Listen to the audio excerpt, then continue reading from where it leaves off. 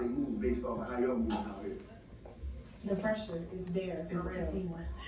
So it really just puts you in a state of mind where you feel like you always have to be perfect and you always want to do the right thing. And then I'll sit back and we'll talk, have conversations with each other, and we're like, we just gotta do us at the end of the day. Because once we go to feeling like we gotta do this because so-and-so watching or little girls look up to us, that's when we trying to please people. And you can't do it to please people, you gotta just be authentic. So yeah, take the organicness out of it when you're trying to do it for a reason, you know? And we just try to give people our true selves, you know, with anything we do, with the music, or our clothing brand, our podcast, which is why we started the podcast. We just want to give people the authentic us. How do y'all maintain a friendship in this day and time when everybody is so quick that, oh, I don't put them no more, I don't fuck with them. Like, everybody just breaking about it. The friendships is not what it was, you know, back in the day. It seemed like everybody is so quick to find a reason, or let outsiders find a reason about why y'all shouldn't be with each other. So how do y'all maintain y'all bond and y'all friendship? I think what helped with us is we came up in this together. Like, before all of the glitz, before everything. Before social media, it was period just us. was a thing. It's always just been us. Yeah. I was 13, she was 12. So There you go. we had a time. Go give me a soda. No, but it's just been like we had the foundation. We always talk about that in any relationship. As long as you got a foundation, nothing can come in between that.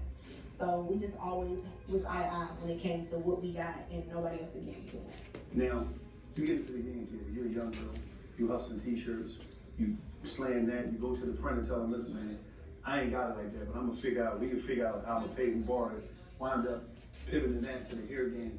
Being that age, how was it for you starting a business? Like, and where did the ideas come? Where did the bravery come? To just say, I'm gonna just start something. I'm not gonna lie, the bravery came from my dad. Just kind of putting the battery in my back to say, he always would tell me, and this was before anything, before I even had a followers. I probably had 140,000 followers when I was 16. So he would tell me like, you Kim K without the mixtape. I mean, the he will always tell me that. It's crazy. He always keeps saying it. And he like, you could, like, you have a real platform. Like, all these people who you promote now, they making a killing off of you. It's time for you to start your own brand. So I started my brand, and it just took off. And it just made me want to just keep doing it. And I just grew to just love making money and being my own boss. So people don't know why dads is important. Dads are very important. Yeah, I mean, stop chasing a lot of dads away because he don't want to glaze you and bleed you. Your mom chasing He like moved off, so now he ain't kid. I'm just saying, it's a lot. His dads is important. I'm just saying. Shout out to her daddy, he's a real. Well, my stepdad, because he Oh, your stepdad. stand up in there for sure. That's He your didn't have to do that. You see your dad, that's your dad. Don't throw steps in there now. No, you're right. No, but I'm saying you gotta. I like to identify that. Absolutely. So the feeling of time. Yeah, It's a but cut right here. shout Yeah, out all to these him cut because oven. it took me to give you some advice, and like you said, my confidence Right came from my dad. My dad believed in me, so I was like, you know what? Let me give it a shot. It worked. And it worked. Like, you get in the music game some years back, like, how is it for you now with so many different changes in the music game? Because it's like, it ain't just about music, it's about the way you dress, it's about what you post, it's about who you dating. So how do you stay confident when you go into the studio to be able to create with all these different distractions coming your way?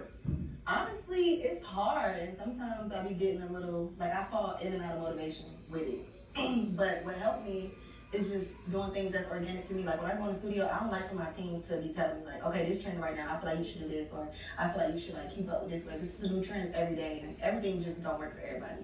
So I think once I put that in my head, I just do what feels good to me. Like, I just did an Afrobeat song. Never would have thought I would have been doing an Afrobeat song, but I did it, I liked it, and it still felt good to me, but it was something that was on brand and, like, trending. So yeah, I think that's how I, like, stay focused with it. But how do you all stay focused as women? Because it seems like now, a lot of people be trying to minimize women, don't give them any credit, so what they try to do is put all the women against each other. And it's like, no, y'all really killing stuff as women out here now, but it's like, you have all these people that try to put all these distractions and separate the women, so that y'all can't even see how strong y'all is together, how y'all really destroy it. Because a lot of people is intimidated, a lot of men is intimidated, and they try to say, let's utilize the media to put her against her, them two against them, so they won't even recognize what type of power we got. And now we got a bunch of women that's watching, picking sides, cheering it up in the comments. So it's like y'all got all that to deal with and still gotta You gotta be a mom, you gotta be creative, you gotta come up with these ideas. How do y'all stay focused? Because you got 10 blogs on your head every day. They want us to crash out. Like, I feel like they want all the women to really crash out. I don't see as many people putting men against each other like they put women against each other. The men doing it on their own. Yeah. It's like they see it working for the girls, they're like, let's try it. Yeah. But I think it's a thing for women so bad because they do it with me and her. And they just know they can't, but it's not gonna happen. I think it's because we know that. We know what they're trying to do. We know they're trying to like put us against each other. Like they'll try to give me a compliment, Shay Death, or Shay Death give me a compliment. It's like, shut up. You gotta stay Like, above that. we don't pay that no attention. But we just don't go for it. You just gotta be stronger, you know, than all of this media. Because what it is meant to do is to break strong people. Yeah. Like I really feel like that's the whole point of becoming successful, building a fan base, building supporters. It's like once they see that growth, it's like they whole plan is to try to like we taking that shit away from her. We want to see her fall. We want to see her fall. But knowing the eyeballs is on y'all every day, how does that feel? Like every day, everywhere you go to the grocery store, you go here, you jump on the flight, you in this city. Well, she pulled up in a pink tank. Yeah, she pulled up in the station. She know they looking. Because I would pink tank. This episode of $1 Million Worth of Game is brought to you by no other than New Amsterdam Vodka. Now, life ain't going your way. You know what? Shout out New Amsterdam Vodka. You caught your bitch cheating today. I never tried it. Shout out New Amsterdam Vodka. You had a hard day at work and your boss was getting your goddamn nerves. Shout out New Amsterdam Vodka. Oh, the WNBA, you about to watch Caitlin Clark? You about to fall back and enjoy this game? Shout out New Amsterdam Vodka. It's the official vodka for Barstool Sports and the presenting sponsor. No, it's the official sponsor for Barstool Sports. It's distilled 5 times. It's filtered 3 times for a clean, crisp finish. You can drink it straight up. You can drink it on the rocks, or you can make a classic New Amsterdam mule. Or you can drink it with juice and soda, that's up to you. But when you're out and about at your local liquor store, you know what to do. New Amsterdam. New Amsterdam. Don't you walk past it. So when you home and you know you're about to check out the WNBA and you looking at Angel Reese, fall back, man. Make a cocktail or something, you know what I mean? Do you a favor, man. New Amsterdam Vodka, the official vodka Barstool Sports. Why would you drink anything else? Right. This episode of $1 Million Worth of Game is brought to you by Supercuts. There's nothing more satisfying than making a smart choice. Am I right? Especially a smart hair choice. At some salons, you don't know what you're getting into. No, not true at Supercuts.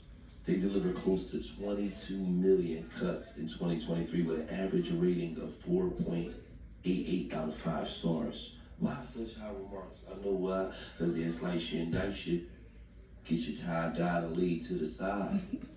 Because whatever cuts you need, they can provide. And Supercuts Styles has ongoing training way beyond what you receive at cosmetology school. So for your next haircut, use your head. Head to your local Supercuts. Real smart hair. For a real smart hair experience, simply walk into Supercuts or visit supercuts.com to find a salon nearest you. Supercuts. I mean, what we talking about? Trying to look good? Supercuts. No other way. Right? Oh, that's Jada. What's happening? She love what she doing. Big, hey, come back. Oh, that's good. What's happening? They pulled up in all types of shit back to back. I'm like, okay. They out here doing it for real. We gonna plug it. Then they jump out with, they both got 6 bracelets on. They got diamond rings on their thumbs and shit. I'm like, Okay. I ain't no motherfucker. So they do a bit this. All right. You hate the little thumb up on you. You see them carrots. Thumbs up. You see the carrots. You got planes, all types of packs, all this. They jumping the fuck out. They getting money. Let me ask y'all a question. being that y'all popping out here getting money, you know, because I'm a person that I believe 50% of what I see and none of what I hear. You're popping, 85 popping. How y'all manage to stay popping? Because if you listen to the vibes, y'all break up every week. Y'all ain't together, and then you see them together, so you know, you like, they just do the clickbait or whatever. How y'all keep private? Nothing that me and him ever got going on or had going on was for clickbait. No, It's just, no, I get what you're saying, but I'm throwing that out there for them. No, not you clickbait. Oh. I'm talking about, okay, they not together this week, and then you'll see them together. Clickbait for the media. Oh, for the media, Then like you'll you'll see them post it. together Okay. tomorrow, and it's like, y'all just said they wasn't together, but they is together the next day. Like, so, you know, you can't believe really none of this. You understand that they do a bunch of shit, clickbait, but how y'all keep private?